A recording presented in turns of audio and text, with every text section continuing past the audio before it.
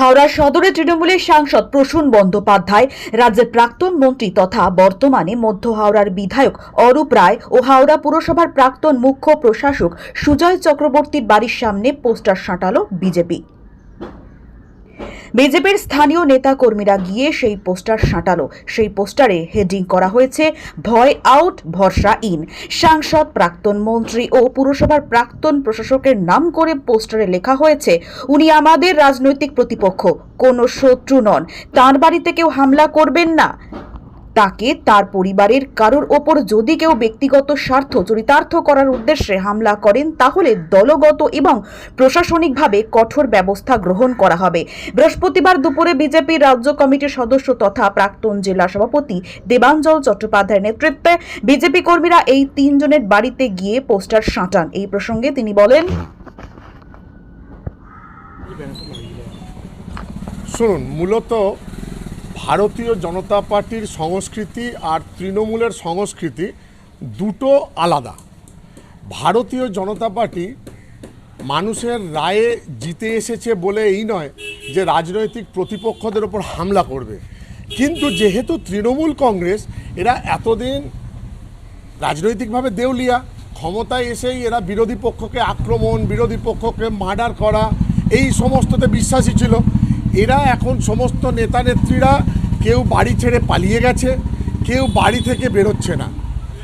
আমরা পরিষ্কারভাবে জানাতে চাইছি প্রত্যেক তৃণমূল নেতা নেত্রীদের কাছে যে স্পষ্ট নির্দেশ আছে আমাদের রাজ্য সভাপতি শ্রমিক ভট্টাচার্যের, ভারতীয় জনতা পার্টির কোনো কর্মী হানাহানি হিংসায় বিশ্বাস করে না এবং কোনোভাবে তৃণমূলের কোনো কর্মীর ওপর অ্যাটাক করবেন না। যদি তারা এটা করে তাহলে দলগত শুধু নয়, প্রশাসনগতভাবেও তাদের ওপর কঠোর থেকে কঠোরতম ব্যবস্থা কিন্তু আমরা গ্রহণ করতে বাধ্য হব। তার কারণ ভারতীয় জনতা পার্টির শিক্ষা, রুচি, সংস্কৃতি এগুলো তৃণমূলের বিপরীতে। আপনারা দেখেছেন যে তৃণমূল আজকে ভোটে হেরে গেছে, ভোটে হেরে গিয়ে 3 দিনও হয়নি 3 জন ভারতীয় জনতা পার্টির কর্মীকে খুন করে দিয়েছে। ভাবুন তাহলে যদি ওরা জিতে যেত, আমি চ্যালেঞ্জ করে বলছি ইতিমধ্যে 3000 কর্মীকে হত্যা করতো ওরা। এটা ওদের সংস্কৃতি, কিন্তু আমরা সেই সংস্কৃতিতে বিশ্বাস করি না।